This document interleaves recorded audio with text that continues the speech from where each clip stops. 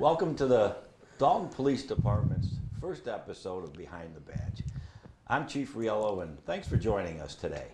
The show that we're starting today with, what we plan to do is to highlight the officers of the Dalton Police Department. Folks, I know you're familiar with a lot of these folks, these police officers. They're excellent police officers. They have very interesting backgrounds. And the thing that's common, even though I've only been here just a few weeks as your chief, the thing that is common with all of them is that they care about serving the Dalton community. And I think once we get into talking about some of the things that go on at the Dalton Police Department and in the community, I think you'll get that sense. So we really thought it'd be interesting to have you folks personally meet our officers, and that's what we plan to do for the next several episodes. So again, thanks for joining us. What I'd like to do first, though, is introduce myself. You're probably looking and going, all right, who's that? I've only been the chief for 4 weeks, and I will be here for 6 months. And just a little bit about who I am and my background. I was a Pittsfield police officer for 29 and a half years. I was chief for 11 years in Pittsfield. I left there and was chief of police in Falmouth on the Cape for 5 years. And I retired from that position and was hired in Suffield, Connecticut 2 years later, where I did almost 2 years there as an interim police chief. So I've got a couple of years under my belt, and I know you can probably tell that just from looking at me. I get that. But right now, that's kind of who I am. And I'm going to turn to the officers. I have two of the day shift officers, fine officers that do a great job for this town, and they have unique backgrounds. And I'm going to start with Officer Strout because she is a 22-year veteran of the Dalton Police Department. You're probably sitting there going, really? She's been here that long? I know, but she has 22 years. And then we have Officer Nick Gaudette, who has been with us for about a year and a half, right? Yep, year and a half to 2 years. Fresh out of the academy, very motivated young man. They're partners during the day shift. They do a wonderful job. So, Sergeant Strout, tell us a little bit about your background, so the folks at home can just learn a little bit about you. Okay, so besides being a police officer here for 22 years, I'm married to a police officer in Pittsfield. He's a sergeant. We've been married for 19 years. We have 3 kids. All 3 kids go to Central Berkshire schools, 2 in high school, 1 still at Craneville. And you want educational background? Yes, let's hear your educational background. I have 2 master's degrees. I have a master's degree in criminal justice, and I have a second master's in public administration with a concentration of criminal justice administration. Okay, great. Officer Gaudette, Yep. a little bit about you. So I grew up in Dalton for probably here for about 23, 24 years. I went to St. Agnes School up until high school, went to Wacona. From there, I went to Berkshire Community College, where I got my associate's degree for criminal justice. From there, I went to Fitchburg State, got my bachelor's degree in criminal justice. I have 1 daughter, and I'm recently engaged. Great stuff. So you see, folks, these are people that live in the community. They serve this town of Dalton. They got great educational backgrounds. They're smart. And more importantly, they love what they do.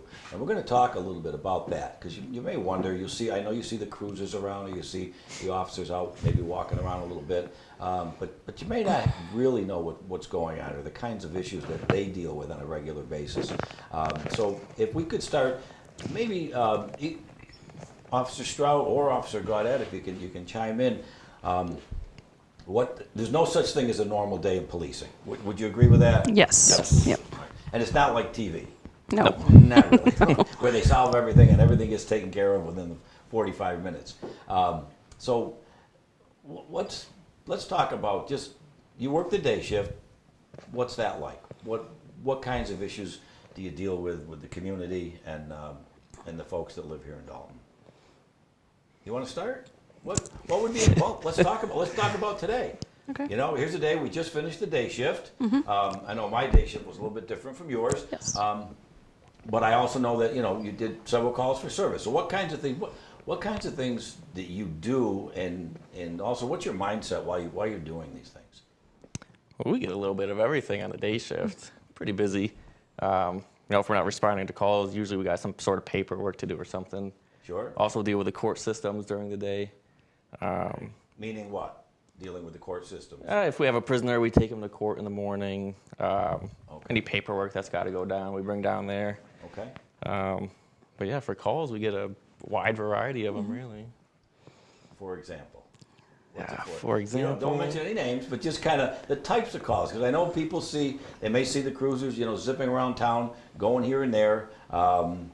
Maybe you're doing some traffic enforcement. Maybe you're just responding to a call. Maybe it's an animal complaint. What kinds of things? I know there's no normal call on the day shift, but what types of things would you be likely to run into?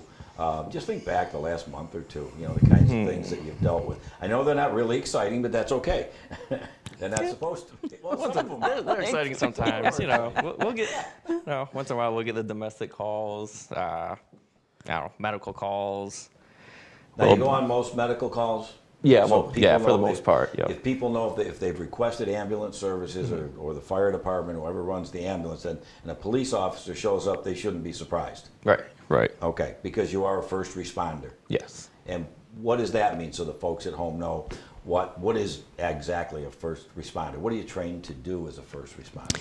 So we provide first aid if someone is having difficulty breathing. We'll put oxygen. We're able to use the defibrillator if someone's in cardiac arrest. Just basic medical care. And usually Stop they're- bleeding. Usually, as a first responder, usually they're before the ambulance. That's our goal, to get there before that ambulance. As a first responder, it makes sense. Absolutely. Yeah, we like to get there before them, but. That would be good. And now, does the fire department respond to those calls as well? So we have a volunteer fire department. We have a full-time staff to ambulance usually during the day, Monday through Friday. But, we have a volunteer fire department, and they work pretty hard because they all have full-time jobs, and they come from home and, or their jobs, and then they respond to the fire station. So that's why we like to kind of give them that assistance, because we're on the road and can usually get there quickly too. Right.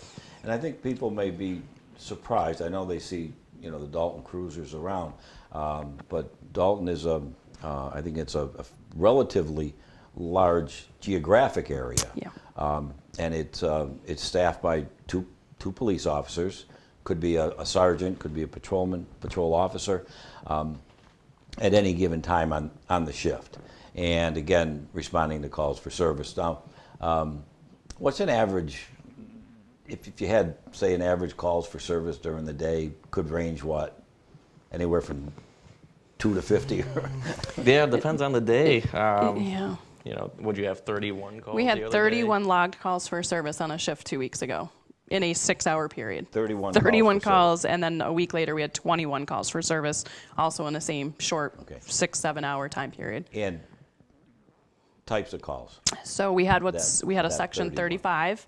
A Section 35 is a warrant of apprehension issued by the court, where we have to take someone into custody. It's not a criminal situation. It's a mandatory evaluation with a clinician for substance abuse. So we would transport someone to district court, and they would have an evaluation by a certified clinician. And that's something that can be initiated by a relative or that type of Yes, thing? like a family or loved one can go to district court and apply for a Section 35 hearing. Okay. Yeah. And what other kinds? Now, you don't have to go through all 31, but that's a lot of calls. It was a lot of calls. And I think, people don't realize that. They may see a cruiser at an intersection watching, red light violations and that type of thing. But, they don't, I don't think they really see, what we do and what you folks do. So maybe a 35, maybe, a disturbance? What kinds of calls? We had a breaking and entering in progress about a week and a half ago with an assault that took place, and we were on scene in 1 minute, which is pretty good. We were pretty close, so that's a great response time. We're happy with that. So. Yeah. Very good. People are probably surprised to hear, but that does happen. Yeah. Even in the nice town of Dalton, we do have issues, and hence you have the police department. What about now? Have you worked any other shifts? I spent 9 years on the overnight shift Okay. total. The midnight shift, Yes. so to speak. Okay, all right. But you like the day shift? I love the day shift. Okay. Well, talk about what kind of people do you run into during the day? I mean, they're not all in need of our services. What kinds of things, what would be, I don't know, do you ever interact with the kids maybe at the park or the CRA or anything like that? Do you have that kind of connection, or what kinds of things do you know, have you done, I guess? Yeah, I mean, once in a while when we see the kids out and about, we'll stop by and chat with them. You know, I think like last week I stopped by the CRA and they were out playing, so I stopped by and gave them stickers. They loved it. Okay. What Kids kind love of stickers? Badge stickers? Yeah, the or- badge stickers. Yeah. Okay. Yeah. They Great. loved it. So just small things like that. Yeah. You know, you interact with just normal members of the community. You get to know them. Yes. So we go out for coffee in the morning too. We see a lot of different people. Yes, you do. I know. I've heard because I've gotten feedback that they've seen the officers are talking. In fact, I think Mike Snopoli did that as well. Ran into you folks talking about the TV show. Oh, yeah, yeah. So he did tell me that. Yeah. One of the nice things about working in a smaller community is everybody. You know, there's not too many places to go, and generally people know each other. You know, and the thing that I find really encouraging is that the attitude towards the Dalton Police and the Dalton Police Department is just, it's little things that you pick up and you notice. And like I said, I've only been here 5 weeks, been in the business a long time, and you can just tell and you see, and I guess I have to share this with the folks at home because this literally, I think was maybe my 3rd day here. The officers were very kind and invited me to come out and have coffee with them first thing in the morning. Which I did, and we went to an establishment, and we went in, and of course we socially distanced and did the things that we were supposed to do, and there was one other person in the restaurant, and we sat down. I had coffee and stuff. They ate. We had a nice breakfast. We had a nice conversation with the owner, and I was just really, it's so impressed with the way that the officers were being treated, and you could tell that they were very much respected. And then when they went to pay, which we always do, the owner told us that the gentleman that was in the booth that we saw on the way in, who none of us knew, paid for our food, paid the bill. Mm-hmm. And it literally, I mean, that just speaks volumes. Didn't hang around to so we could say thank you. He just paid and out he went. And it just, that kind of thing really speaks volumes in my mind. Yeah. I don't know about you folks. We had we try to go. There's about 4 places that we love, all of our places. So we try to go to each one of them, while we're working because we love every one of them. And we went into this one place, and a woman had gone in and bought a gift card and left it there, and wanted with instructions to buy our coffee that day. So Really? for the whole day shift. And my daughter had snuck in and done the same, probably about, it was like 5 days before, snuck in, bought a gift card, left it to buy the day shift, their Really? morning coffee. Yeah, and we see that a lot. People are very kind to us here, unlike what you see, in the rest of the of the world somewhere. I absolutely understand what you're saying, and I've noticed that in the short time I've been here. The way that people do, react to, the Dalton Police Department, but it's because they get treated with respect as well. Mm-hmm. If they weren't, then it would not be. It is definitely a mutual relationship, and what's very obvious is that the folks do, respect what we do and also how you do it, and I think that speaks volumes as well. So, but that's something you don't see in a lot of places. That kind of thing happening in the community. So right there, that alone tells you that, boy, we're doing something right and have been. So that's a good thing. That's really good. Anything else? Now, I know we've talked about making some changes at the department. We talked about we don't have a social media page, or we don't have that kind of thing, and we're looking at doing that. Looking at maybe a Facebook page, and obviously, it'd be nice to have a website as well, where folks could communicate with us and reach out to us. And I think our goal is to make it as easy as we can for the community to get the services that you need and that you deserve. And we want to make it easy for you to locate and to get a hold of us to make that happen. Any other things that stick out in your mind as far as, if you're, let's say you're just, people will see, you're on, you'll hear random patrol. Is there such a thing as random patrol? Do you do that? Do you check certain areas? Do you do you interact with with the kids, that kind of thing. Well, Officer Gaudette here is a connoisseur of lemonade stands. I catch him at every lemonade stand in town. If true, he sees actually, one, yeah. he stops. That's He, right. he That's loves right. You're it. the guy. All right. He's the okay. guy. I do Oh like my to God. stop at my lemonade stands. Stopped at all So, lemonade sometimes they have stands. cookies. Now, okay, after they see this show, Yep. there's going to be one in every corner. So That's fine. You better, I'll have cash on me. you better get a lot of cash to take care of that lemonade for these kiddos. No, I thought that was so cool because the officer, when I first met Officer Gaudette just a couple of weeks ago, and we were sitting talking, and we were talking about this kind of thing, and he told me, he said, yeah, he's like, I kind of do that, the lemonade stands, I'll stop. He's very generous too with what he pays for a lemonade. I know that. He doesn't pay the 5 or 10 cents or 25 cents. He pays a lot more, but he does it because he feels it's the right thing to do. And I don't want to speak for you, but there's a reason you do that. I know that. Yeah, I know. They're not charging too much, so I throw them a few extra dollars. Yeah. They're happy. I'm happy. I'm full of sugar, so it Cup works full of out. sugar. Yeah, it works out. And they remember. Yeah, They'll remember right, that yeah. Officer Gaudette was a decent person, and paid attention to that. So I think that's pretty neat. It really is.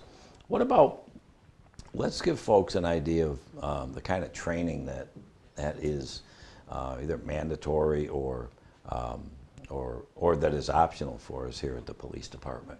What kinds of trainings? I know you just got through with the academy. Mm-hmm. Maybe you could tell us a little bit about that. I don't know if folks are really familiar with the length of time that you have to go. And it's not just a matter of putting on a blue suit and becoming a police officer.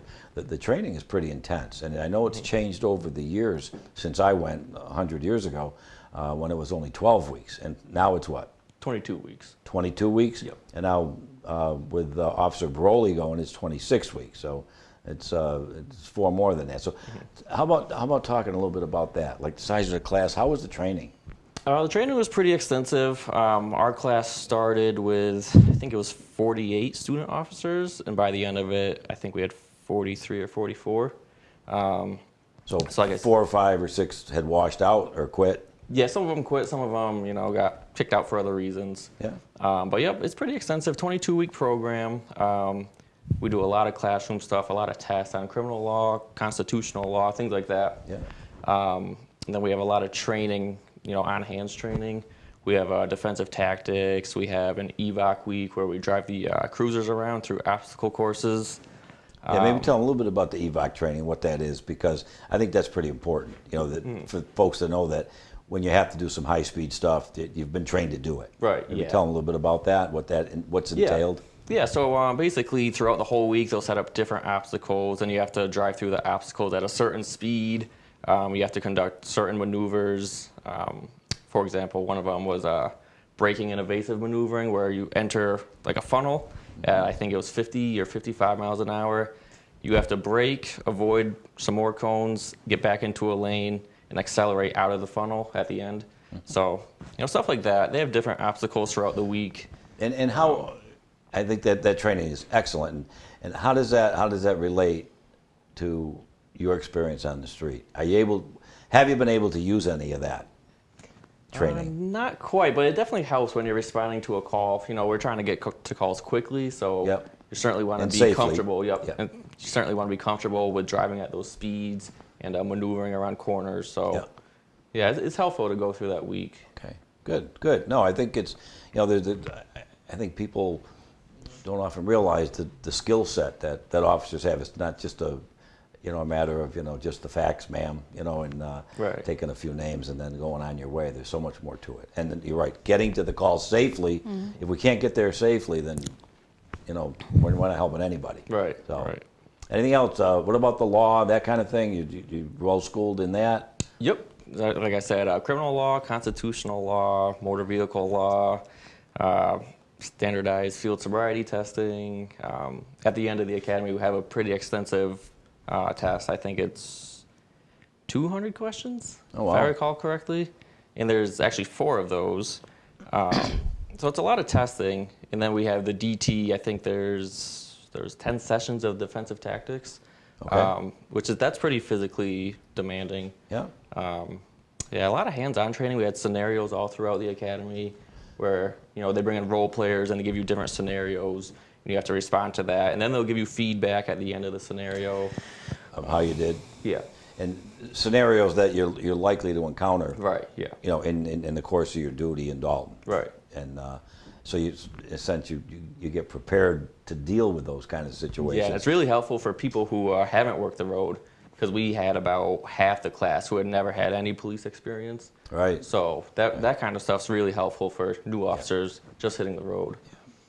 That's right. And explain why your situation was different, because you were part-time. Yeah, so I had a little bit of experience before going into the academy, so I was a little more comfortable than others doing these scenarios, and I kind of had an upper hand on the material we were learning, because I had already gone through it for the part-time academy. Yes. So I had a little bit more experience than most people in our class. Which is always helpful and Yeah, beneficial. very You also had the beneficial. street experience, Right, that kind of right. thing. In the part-time academy, how long was that? I think my part-time academy was 24 weeks, if I recall Okay, correctly. something like that. Yeah. Yeah. Okay. Interesting. See, it's changed since you went 22 years ago. Yes, it has. Not much though. When I listen to him, it was the same. I mean, Yeah. we just Same kind of thing. same kind. The other thing I want to share with folks, and this is, I think this is pretty interesting, that is still being done in Dalton and in some, not a lot of communities in the state or in the country actually, and that is the DARE program, and that used to stand for Drug Abuse Resistance Education. I know there's more to it now with guns and violence, and I forget they've changed it. But anyways, this was a program that was designed as an educational program taught by police officers to fifth graders.